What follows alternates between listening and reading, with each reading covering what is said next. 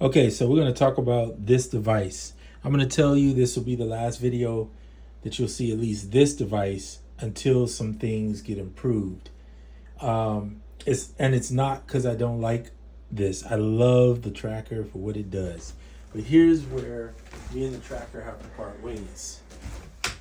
I am a person who loves to play into a device if I have one with the live ability. In other words, I want to be able to take an instrument that I have and just record like a piano or whatever sound I'm using and record in. This device, though it has stereo, it does not allow audio in the fashion of recording through the USB. And that can be a hindrance because you have to now get another plug to plug in. And then when you record in, you only can record in the sample recorder. So you have to play in following a click, which is nice, but you can't hear the track that you have playing in the background. And if you look right here, you press play, you can see the track starts playing. So this is something that maybe they will fix in due time, hopefully sooner, not later, because that'll be really helpful for a lot of people that love this device. I think it's so close to being what I wanted from it, to be honest with you, was it to be my sole device and to let this go. But at the rate it's going now, I can do everything in here. The only difference in here is I can't do I can do the sequencer, but the sequencer isn't as good as this. The sequencer in here is way better. The features in here are way better as far as being able to have effects per note or per that you trigger. I'll be honest, I love the chopping in here better. So if you let's pick something that has the chopping in here is just way better. In my opinion, I mean, look, just even like things like the zoom, right? Turn it on, how fast you can zoom in or out of something. Look at this to adjust the end marker and then zoom in to that end. Now you can do all this in the SP, don't get it twisted. You can. See how fast I could do that? And then if I like what I got, I could go in and crop it, right? Apply. Boom, there you go. Now you got your first sample. You could even, it's really good, really clear. And I'm not saying it's not good. Having the pads are helpful. They are not velocity sensitive, so that doesn't work for anything. You pretty much got to place your velocities on it. So you understand that going in, right? You don't buy this. Hopefully you don't buy this thinking that you got velocity sensitive pads. It's not the case. Whereas with the SP, you do. You have the velocity sensitivity. You can play in. I like the sound in it. Have no issues there. The master control is good. I think the reverb and delay are kind of meh, if I had to be honest about it. The EQ is nice to have. The limiter is just meh. It's kind of that way. The saturation and stuff like that is pretty good. It's not bad. I don't think you buy this for the effects unless you're talking about the per note effects. Those are different. But as far as master effects, I don't think so. The fact that this thing can send all the tracks out at one time is incredible. But it also has the ability to export. This one has a multi-pad out. It works good for that too. However, at the cost of this one, mind you, SP is $499. This is $799. For $300 more, this needs to do a few more things for me to be even close to saying that's worth buying. I'm not going to tell anybody to buy it. Not because I don't think it's a good product, but unless you're willing to deal with the things that you know you're buying it with, at the time when you buy it, purchase it when you know everything is there. That's my word of advice and word of caution to you too, is that do your research and buy it when you know. Now, this is not a diss to Polyend. This is a great device. I think this is my first time trying Polyend, and I really like it. I think it's a great sequencer. Doing drums and things in here where you can play them in or draw them in, however you want to do, are really easy to do. To me, that was the easiest part, was the drumming. This is more challenging for the drumming. And this is not a comparison video. This is going to be more challenging for the drumming.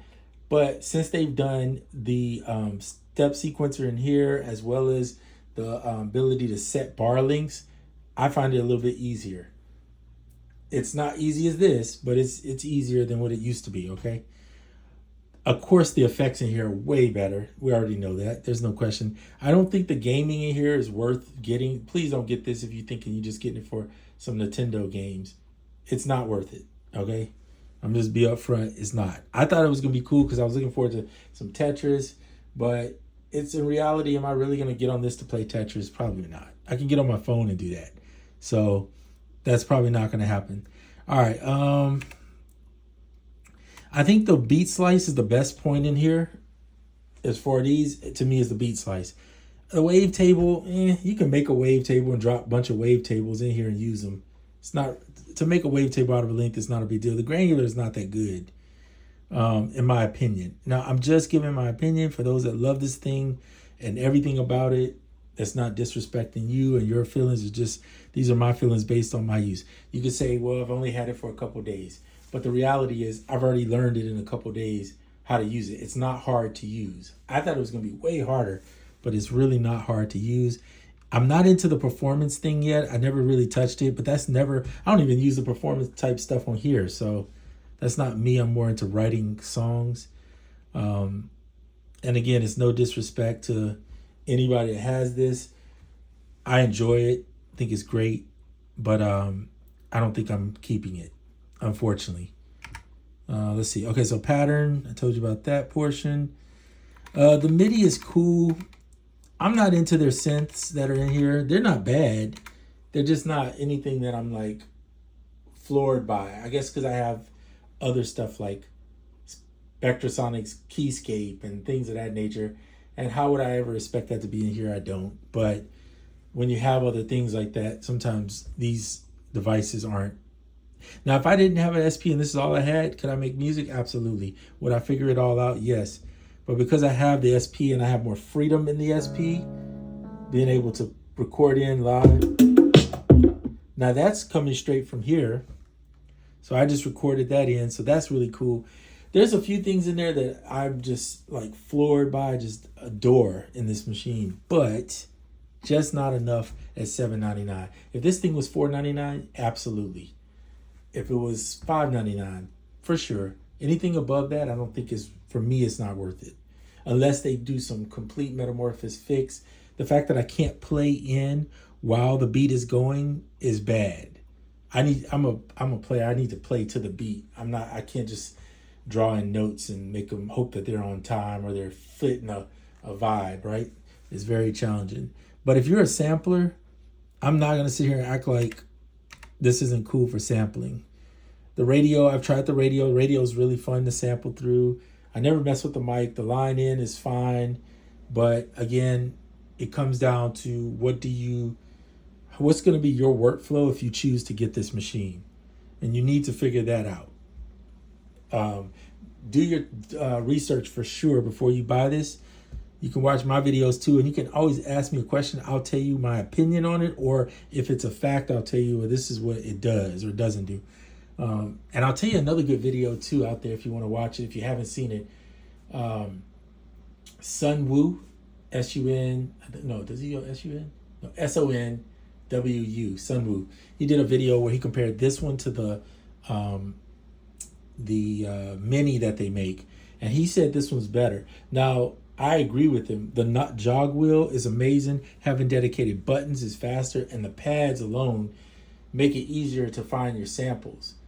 However, I think the Mini Tracker is really nice, and for the price that it is right now on sale, it's really good. Like, I think it's what, $5.50, and they wanted $6.99 for it, which I think is unreal.